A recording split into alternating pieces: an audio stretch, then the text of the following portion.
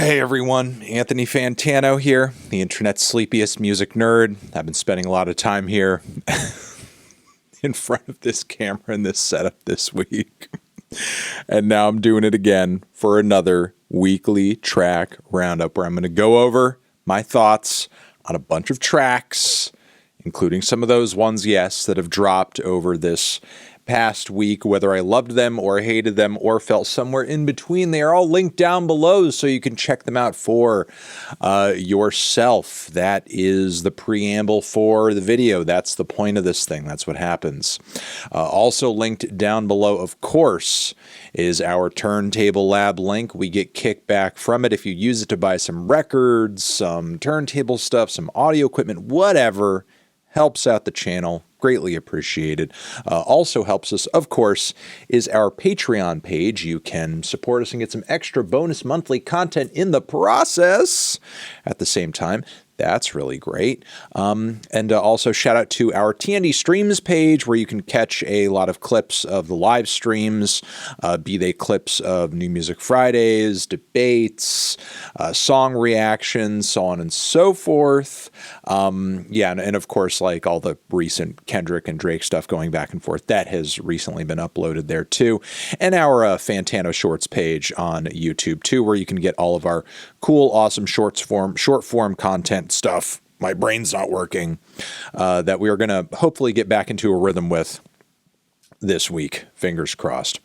All right. And also one more thing. Shout out to this music compilation, the proceeds of which, and there's a lot of great, sort of artists at the indie scene love on this comp, so check it out for yourself. Even Phil Elverum is in the mix. All the proceeds, go toward Palestine and just the genocide going on there right now. I don't think we need to mince words about what's actually happening at the moment. It's heinous. It's disgusting. I'm sure a lot of you guys see it all over social media, and I'm not going to humor any sort of BS that says otherwise in terms of what's happening on the ground. All right, let's move on to the worst tracks of the week. There are some, and they are as follows. All right, we have this one over here from Sofi Tukker.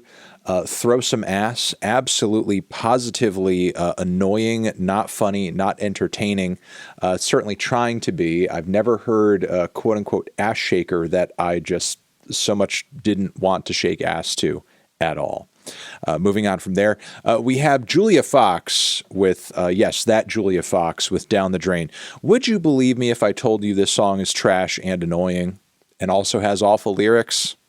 You would? Okay, good. At least I don't need to explain it. All right, moving on from there. Hobo Johnson has a couple of new tracks out that have all kind of built up into this EP. Look, I know that there's a lot of people who hate Mr. Johnson. He is a polarizing figure. In one breath, I was happy to see him kind of back and active again. I did especially like the Metaverse track that is kind of bunched up with the songs at the very end as of right now at the time that I'm shooting this video. But these new two cuts, Flood the Earth Again, which conceptually I'm not crazy about, and then Jansports, I feel like his voice is just off in a way that makes these tracks difficult to listen to. I don't know what has happened with him vocally since like the release of his last couple of projects, but there's something about his timbre and just the tone that feels very off, and it's like very difficult to kind of get past in my opinion. Maybe if I listen more, ears could adjust or something like that, but I'm just having a very hard time getting into these tracks because his voice is just very rusty. It's kind of difficult to explain. Very froggy, in fact. Like he sounds almost even sick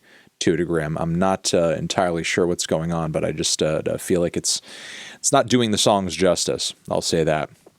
And moving on from there, of course, Gunna has a very boring new track, WhatsApp, Wassam, that is so bland. It's kind of just beyond description. We also have a new one from Gracie Abrams, who has a new single out that ironically is titled Risk. It's ironic because the song does not take one. It just sounds like a Lorde song. This is just a Lorde song, just not quite as lordy. It's like a watered down Lorde song. Yeah, pretty underwhelmed by this. All right, moving on from there, we have this new one from Caroline Polachek, who I'm usually a very big fan of, as you guys know, Starburned and Unkissed, but the vocals and very rough production on this track make it very difficult pill to swallow. Obviously, this is like just some kind of loosey, non-album extra. Don't know if it's anything we really need to pay too much mind to. Just not really her best work, and that's pretty clear. All right, the tracks I was not crazy about, but still worth shouting out. You might like them more than me. They are as follows. We have a new couple of tracks from the Marías. Very dreamy, low-key little pop cuts that are a little moody, kind of melancholic. I'm not so crazy about the song structures, and I think sonically they are maybe a bit too light on the ears, but they're still, very sweet and very moody cuts that you might get a lot out of. The titles of which I should say are No One Noticed and If Only. We also have a new one from Madlib, a track that features Black Thought and Your Old Droog. Now, Black Thought here, I feel like this is a pretty, run-of-the-mill Black Thought verse, which is obviously a cut above most of what you're going to hear out there, but still nothing too surprising. Your Old Droog is very good on the song. Madlib's beat, though, is a little messy and just kind of okay. Not that usual Madlib magic. I'm not blown away by this one. It's not quite the fireworks I would hope, considering the heavyweights that are taking part in this. But, if more work comes from these three respectively, I'd be curious to hear more. All right, we have Kamasi Washington. Not going to go too deeply into this track because I hope to review this new album of his that he has out very soon. Pretty much every teaser and single from which I've been blown away by so far. This latest one that was Get Lit, it features D-Smoke and George Clinton, and it's kind of like a funk hip-hop jazz hybrid. It's very short, not quite as jammy or anything like that. It's definitely a change of pace stylistically for Kamasi. It just kind of seems like something he wanted to try his hand at, do something a little different, take things at a different angle. Moving on from there, shout out to producer extraordinaire Jon Hopkins, who has a new record titled Ritual on the way. Ritual Evocation is the title of the first track, the first taster of it. And while the song is sonically really cinematic, it's huge. It's quite cerebral. I feel like melodically and groove-wise, there's not a lot about it that I find to be too compelling, nor does it reach a climax at the very end that really kind of gets me going. It's abstract for sure, but I just kind of feel like it doesn't really grow or kind of move into anything that really is going to pull me back into it again. But when I hear it more in the context of the record, maybe it'll grow on me. We'll see. All right, moving on from there. Shout out to Hiatus Kaiyote, whose latest single Telescope is not my favorite of this current album cycle. It feels like they're going for a bit of a psychedelic thing, and as a result, the mix is a little too messy, but I am still excited, very excited for their forthcoming LP because the previous two singles were absolutely fire. All right, a few more. Ghostface, Killah, Nas, Scar Tissue, New Cut. Goes hard as hell. Could have used a hook, though. In that one bar, homophobia in 2024, year of our Lord. Why? That one's not making the track all too flattering, but it's all right. It's decent. If Ghostface Killah has a new project on the way, which I hear he does, I'm going to be pretty hyped for that regardless. And Drake, of course, Drizzy Drake, the boy, Champagne Papi. His new long-awaited response to Kendrick Lamar, Family Matters, is out. It is massive. It is 7 minutes. There are some pretty damning allegations in the cut. I think the first third of the song is very strong in terms of content, in terms of bars, in terms of instrumental, in terms of Drake's vocals. However, it does kind of drop off from there into a middle point where he kind of tease it up as if, oh yeah, we're getting serious now. Now we got to get serious. And then he kind of spends that section of the track focusing on other people who, frankly, are not eating him alive right now, which, in my opinion, kind of a bad tactic to go about with this whole situation that he's being faced with thanks to mostly Kendrick Lamar. The content on the back end of the track, I feel like, is where he kind of leaves some of the most stinging stuff. But that's actually where the instrumental and the flows are kind of at their worst. As an overall piece, it's pretty much a mess. And even though there are some very damning accusations and bars here and there, some witty bits, it's not as cohesive as Euphoria was. And as a result, I just don't really feel like Drake is pulling a W at this point in the beef, and we'll get deeper into why that is a little further into this video as I get into this Chance the Rapper track, Buried Alive, first teaser to his forthcoming project that, you know, he's really trying to sell us on this idea that like, oh, he's coming back. They buried a man. Nobody believes in the guy anymore. Where's his wife? Where's his manager? I mean, I don't know. Where's the better song? Where's the good quality, compelling single for this project? I mean, it could exist. Maybe we'll hear it in a week or two. Who knows? But as of right now, this just kind of feels like a trailer for a movie I'm maybe only sort of interested in seeing. All right, the best tracks of the week. We have quite a few of those. Let's get into them. First one over here is from Yeat, Big Tonka. Big Tonka. Yeat is going insane on this track. I will say this, though. This is pretty clearly an older song from Yeat that he's had in the vault. Like, he even makes reference to, you know, being drug-addled on the track, which, I mean, if we're to take the narrative of his latest LP seriously, he's, like, currently clean and sober. So it kind of feels like he's throwing out some older stuff that is still worth sharing because it's explosive, it goes hard, it keeps the tension on him, even if it's not exactly reflective of, you know, the new progressive kind of, you know, experimental direction his stuff has been going in lately. However, if this is actually kind of where he's at, like he's kind of regressed a little bit and is now just kind of doing this again, I mean, while I do like it, I would be sort of disappointed because I feel like there was a lot of potential in, you know, what Yeat was doing on 2093. And it would be a shame if he just like kind of gave that up to just sort of, you know, wallow in this stuff that, while entertaining, is comparatively kind of basic. All right, moving on from there, we have this new one as well, a track that has been going super viral on TikTok right now. Tommy Richman's $1 Million Baby. It's got a lot of cool influences, all coalescing all together, all at once. You have a bit of laid back Southern hip hop, especially on those vocal chops. You got a lot of 808 perks throughout the track. And, you know, then these kind of left field R&B and soul style vocals that are a little fried, kind of Tyler the Creator influenced, I would say, to a degree, maybe Jameson influenced to a degree, and she's got some really funky keyboards, great chorus, a solid little lo-fi kind of a pop soul cut, I guess you could say.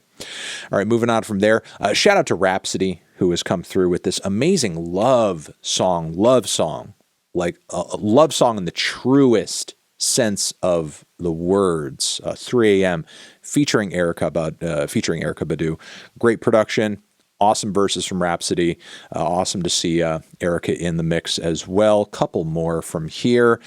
Shout out to this new one, Tennessee, from Kevin Abstract, Lil Nas X. I think some people going into this single were really expecting like a blowout, huge banger. That's not what this is. This is a sexy, steamy, slow jam. Kind of a Agora Hills, but for the gays. And it's good. It's really catchy. It's smooth, it's sweet, it's endearing. Did I say sensual already? It's that too. I'm liking it quite a bit. Even though Lil Nas X comes across as very low-key on the song, I feel like he was a good essential part of it. And yeah, I think it's a sweet tune. Interesting to see Kevin hit us with a soft one for this upcoming album cycle. I wonder if everything is going to, you know, sort of like flow in a similar way. I guess we will just have to see. All right, we also have all the Kendrick tracks that have dropped this past week. We have the Euphoria. We have the 616 in LA. We have the Meet the Grams, and now we have the Not Like Us, and they're all great in their own way. Be it the very deep personal dissection of Euphoria, the bait to get Drake to respond sooner rather than later. That was 616. The story mode nightmare that Kendrick Lamar had going on Meet the Grams, where he was writing letters to members of his family. And then this, I mean, this track over here, Not Like Us, like Kendrick is trying to beat Drake as well, on the banger front, on the party anthem front as well. Kendrick gave us a song that they're going to be jamming at pool parties for the entire frickin' summer. And what's insane about it is, like, in no uncertain terms, he is literally saying on the track over and over that Drake downloads PDF files, which, that's a level of brutality that I didn't know we were going to get to this quickly, and that when we got there, it was going to be delivered in this way. But yeah, Kendrick Lamar is really like doing victory laps, multiple victory laps, going back to back to back to back in this beef. And it's actually insane to see him outpacing Drake in terms of numbers, in terms of content, even with Drake and the whole OVO team and the ghostwriters and all of it. So this has really been something to watch. All right, a couple more. Don't want to get too into this track over here because I do plan on reviewing this record very soon, but we also do have a song linked down below that I would love for you to check out because it's very good, from Miss Jessica Pratt. Her latest LP is out now, right now. It's beautiful. It's enchanting. Give it a shot. Give it a spin. We also have one over here from Illuminati Hotties, who are, again, bringing the trademark combination of pop punk and indie, but with some sweet quirky bits like some whistles in there as well, and a really bright solid chorus too that works incredibly well. Really liking this new song from them as well. Can't Be Still is the title of that one. And finally, a couple more. We have a couple of tracks, frankly, that I would like to shout out from a band that has recently gotten signed to Domino Records. I'm just learning of them now myself. They're called Fat Dog. Literally the name, Fat Dog. Upcoming album is titled Woof, with a period on the end. And damn if these two songs I've linked below aren't some of the most exciting, thrilling, groovy, like weird dark wave post-punk stuff I've heard in a long time, maybe even years. Running and All the Same.